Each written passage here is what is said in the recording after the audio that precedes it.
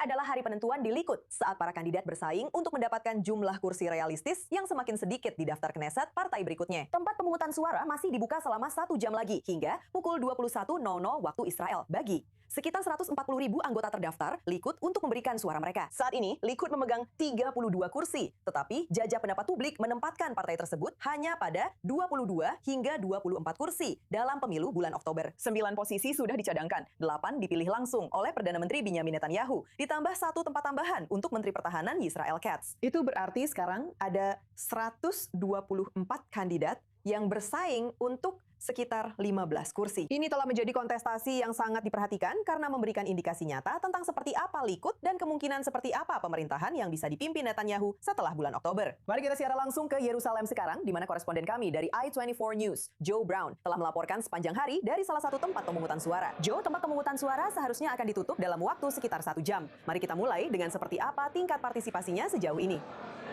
Sejauh ini, tingkat partisipasi diperkirakan mencapai 43%. Angka ini diumumkan sekitar 30 menit yang lalu, dan angka tersebut akan naik dengan cepat. Itu berarti 61.000 dari sekitar 140.000 anggota Likud yang berhak memilih. Sekarang, secara total, mereka memperkirakan antara 50 hingga 55%. Begitulah biasanya pada beberapa pemilihan pendahuluan terakhir. Tapi kali ini, untuk saat ini, angkanya sedikit lebih rendah. Seperti yang bisa Anda lihat di belakang saya, masih banyak orang yang belum memberikan suara mereka, dan mereka masih menunggu untuk melakukannya. Ya, tentu saja sangat ramai di tempat Anda, Joe. Apa yang Anda dengar dari beberapa anggota Likud ini? Apa kekhawatiran utama yang mereka bawa saat masuk ke bilik suara?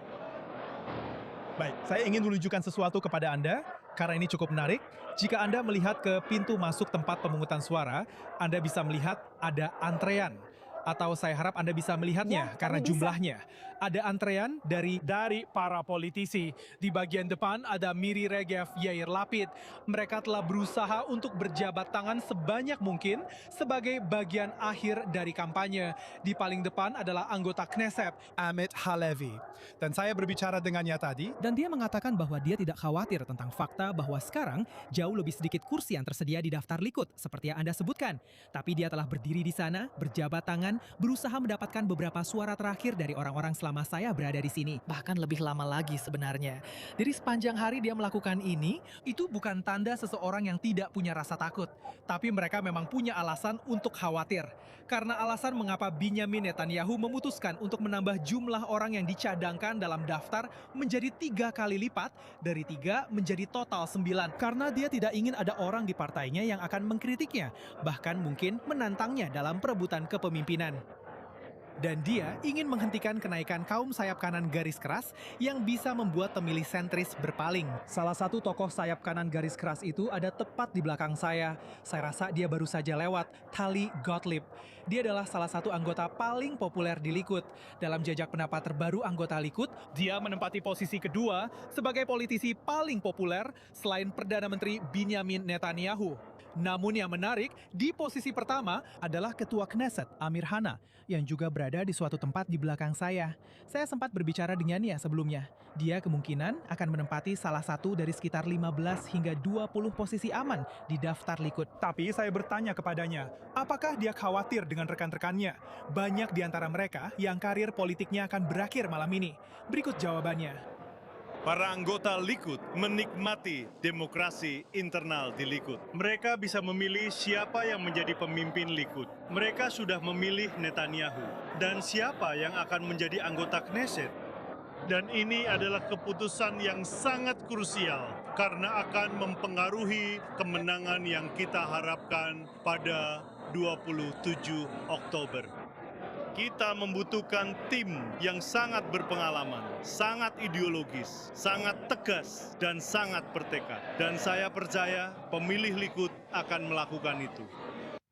Ya, kamu benar-benar berada di pusat semua aksi, Joe. Terima kasih telah memberikan kami liputan langsung sepanjang hari dari pusat pemungutan suara di Yerusalem. Terima kasih.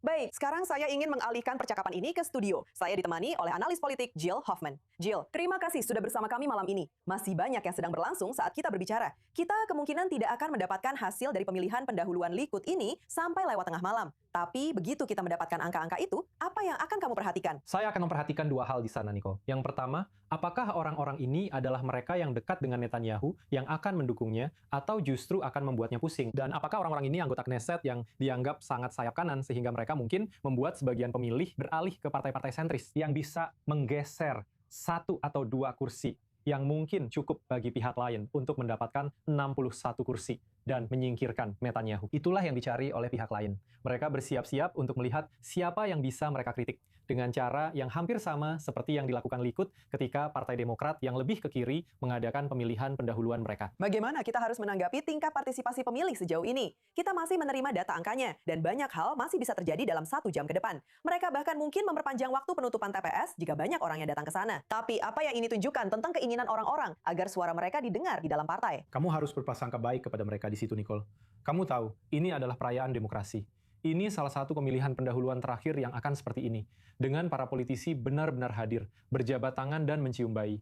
Pada akhirnya semua akan dilakukan secara online. Jadi sekarang, kamu punya para politisi yang membagikan es loli, membagikan permen dengan foto politisi di atasnya seperti di masa lalu. Jadi, tingkat partisipasinya ini bulan Agustus. Beberapa orang sedang liburan, beberapa orang tidak terlalu peduli, kamu tahu. Tapi lebih dari setengahnya akan tetap memilih seperti biasanya. Dan apapun bisa terjadi. Itulah kenapa ini sangat menyenangkan. Jadi apa yang terjadi jika Tali Gottlieb atau kandidat lain yang sebenarnya diinginkan Netanyahu berada di urutan bawah justru malah berada di urutan atas dari hasil pemungutan suara anggota ini? Bagaimana hal itu akan memengaruhi pesan partai Netanyahu menjelang pemilu Oktober nanti? Ya, dia pasti tidak akan membiarkan dia berbicara untuk partai, atau setidaknya akan berusaha untuk tidak membiarkannya. Anda tahu, dia sudah memilih sendiri juru bicara partainya, dan kemudian dia berusaha sebaik mungkin untuk menyembunyikan yang lainnya. Dan kemudian pihak lawan akan menampilkan dia dalam iklan kampanye mereka. Netanyahu adalah ahli dalam pemilihan pendahuluan seperti ini. Saya ingat ada satu pemilihan pendahuluan, di mana dia datang langsung dari Amerika, dan dia membawa karavan ber-AC. Sementara semua politisi lain di luar sana kepanasan, dia akan kembali ke dalam, mandi, dan mengganti setelan jasnya setiap setengah jam, lalu tampil sangat rapi.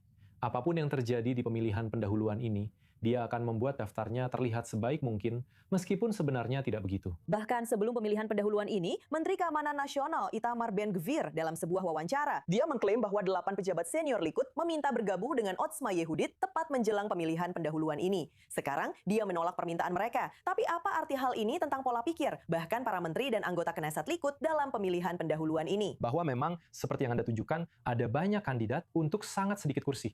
40 menteri dan anggota Knesset bersaing memperebutkan 15 kursi.